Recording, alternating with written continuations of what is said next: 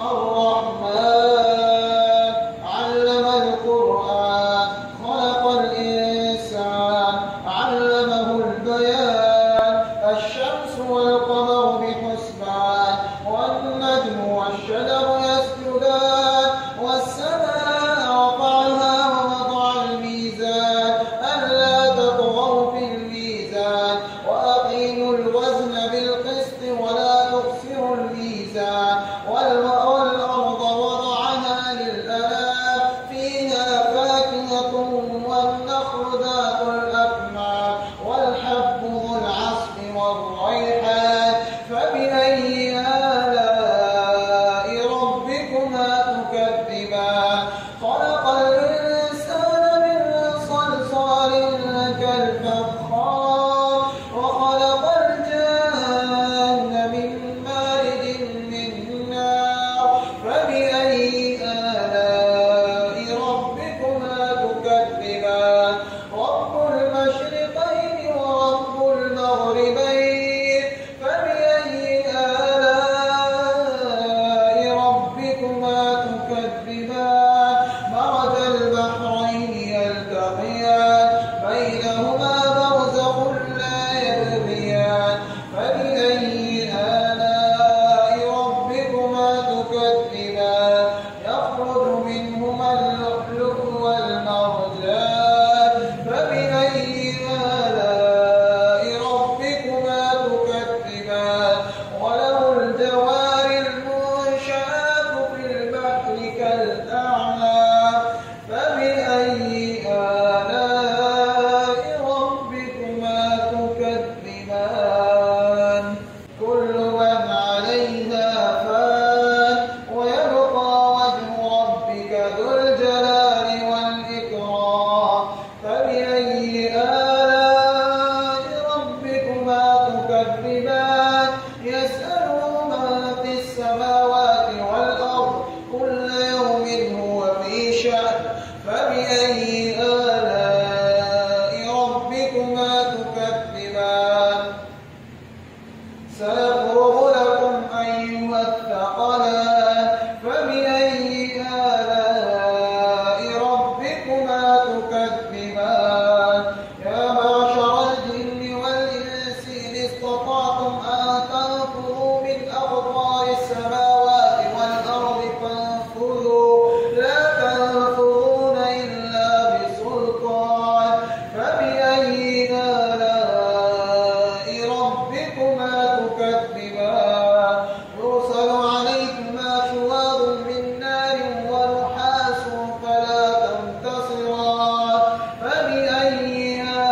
آلاء ربكما تكذبان فإذا انشقت السماء فكانت وردة كالدهان فبأي آلاء ربكما تكذبان فيومئذ لا يسأل عن ذنبه إنس ولا جان فبأي آلاء ربكما تكذبان يعرف المجرمون بسيماهم فيؤخذ بالنواسي والأقدام فبأي آلاء ربكما تكذبان هذه جهنم التي يكذب بها المجرمون يطوفون بينها وبين حميم النار فبأي آلاء ربكما تكذبان ولمن خاف مقام ربه جنتان فبأي آلاء ربكما تكذبان ذواتا أفنان فبأي آلاء ربكما تكذبان فيهما عينان تجريان فبأي آلاء ربكما تكذبان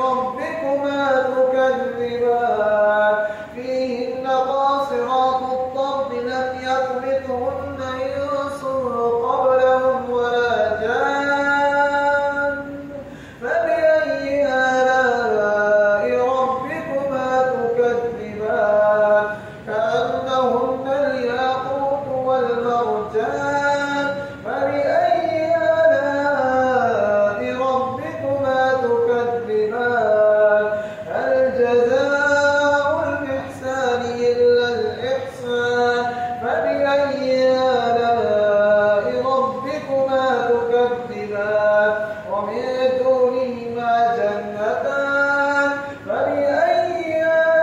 آلاء ربكما تكذبان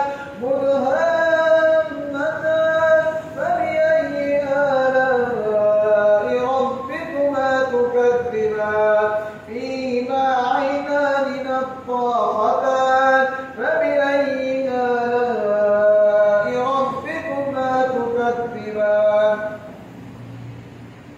فيهما فاكهة ونخل ورمان فبأي آلاء ربكما تكذبان فيهن خيرات حسان فبأي